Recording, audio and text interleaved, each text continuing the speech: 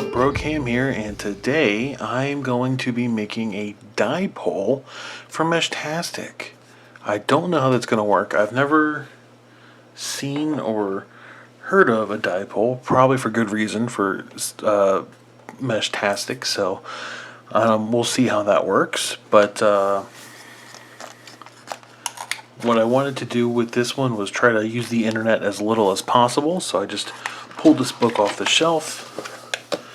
And that's not the right page.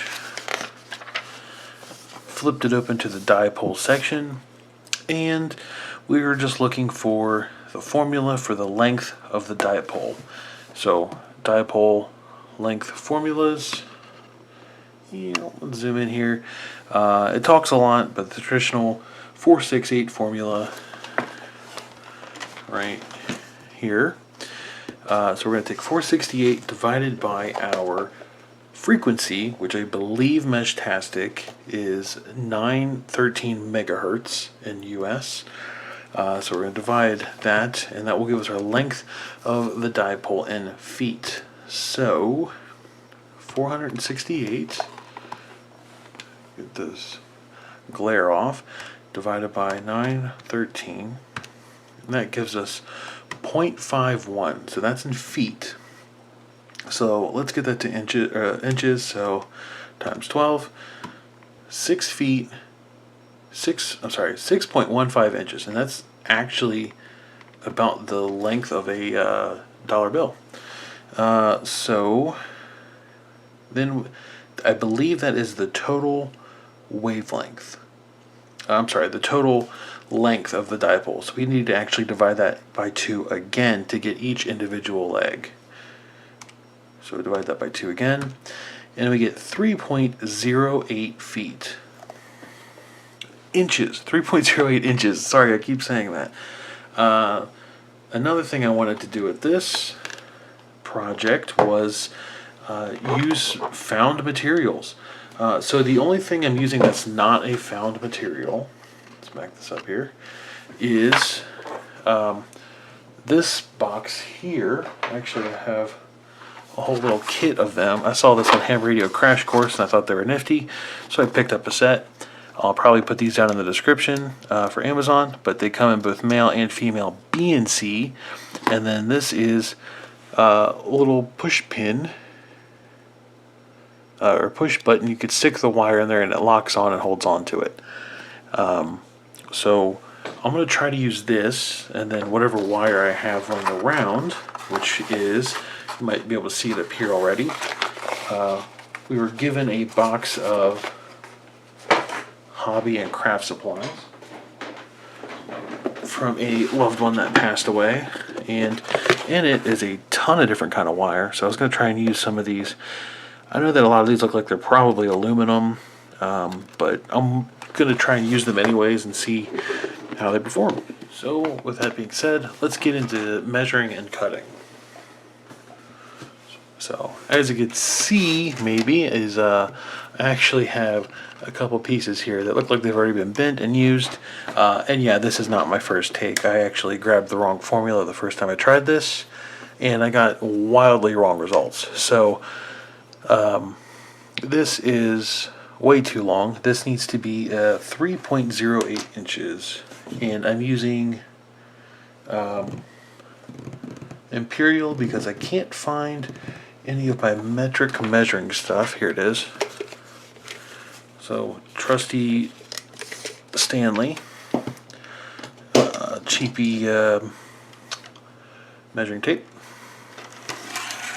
And I'm actually going to leave this little bend on the end here. I'm going to measure after that.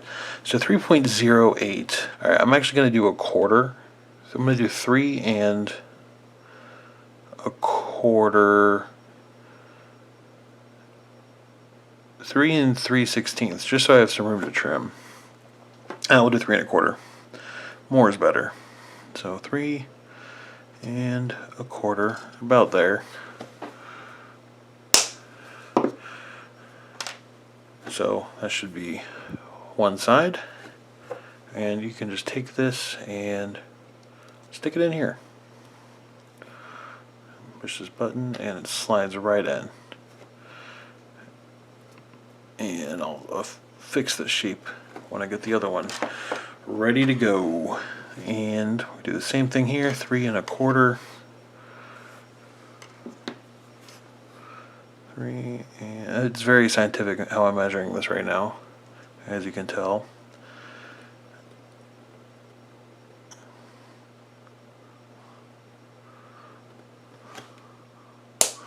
All right. So that should be our other second leg. Push the button and push it in. And they look like they are wildly different lengths. Is it just oh, I know why. It's because they're not centered. The holes are to the left of this. That's why this looks shorter. Okay. So let's get this out of the way. Grab our Nano VNA, which is right here. And I have this with the signal stick SMA F to BNC adapter. So I can just hook this up like this, and we should be good to go. So I'm going to turn this overhead light off because the glare on the screen is bad. And we'll zoom on in. And if I think about it, or have the time, I will grab some screen grabs of this so it looks better. This looks promising already though.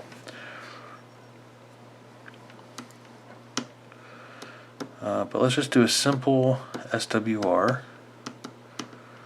Let's go back. SWR. Stimulus. We're going to start at 900 megahertz and end at 915. And I tell you what, that's pretty good. That's fine. 913. 913 is right around here.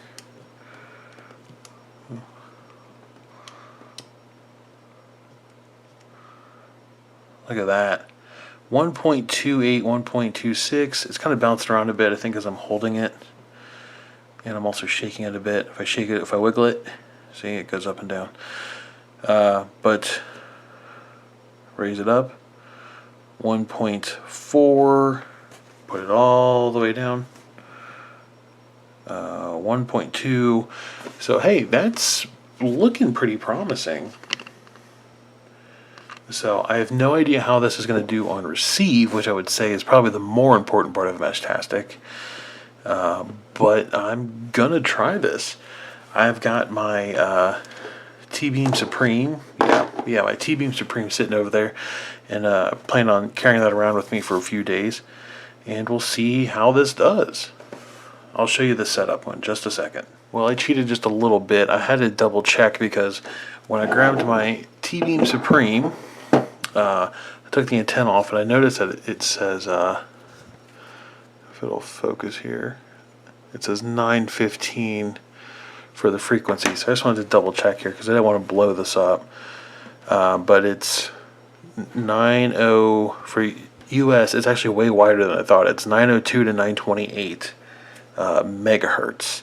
But what I was seeing on there, it looked like it was pretty 1.2 to 1.4 range, and I'm happy with that. So let's go ahead and I'm gonna have to get another adapter.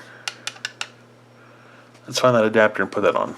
Well, I've tore my bag apart and I can't seem to find my SMA male to male. I know I had one. I don't know what happened to it. So I'm going to borrow this from the Nano VNA kit. There's a couple more in there, I think. Alright, I had a brain blast. It was on my SDR. Alright, so off my SDR onto here. I'm going to have to order some more of these, I guess. And then beauty of BNC, it's quick disconnect. So let me just take that off. We'll screw this on here.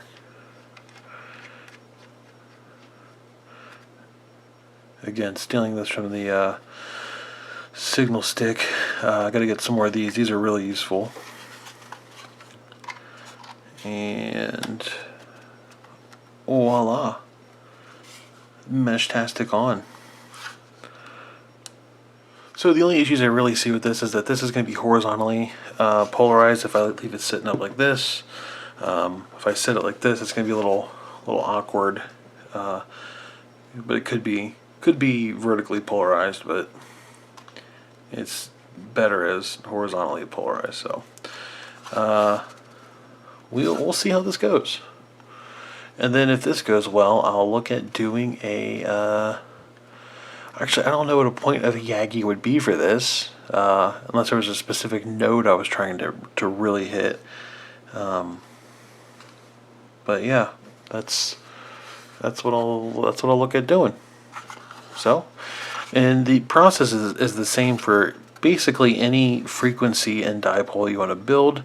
If you actually, these are nice so far. Like I said, I haven't really tested it yet, but what I've used a lot of for dipoles is just one of these Cobra head connectors.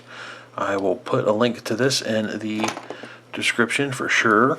This is, you can either do banana plugs, or you just screw this open. Here, I got a scrap piece of wire here. Stick one end of your wire in, screw it down. Stick one end of your other leg in, screw it down, and you have yourself a dipole. So these are really great. So I recommend at least picking up these, if not these two. These are nice because they're small. Look at the size difference here. Well, that's all the time I have for today. This has been the Bro Cam. If you enjoy this, subscribe. Check out the links in the description. That supports me. It helps me buy things like this and keep on experimenting with weird stuff. So if you like that, definitely check it out. And remember, why build it when you can buy it? 73.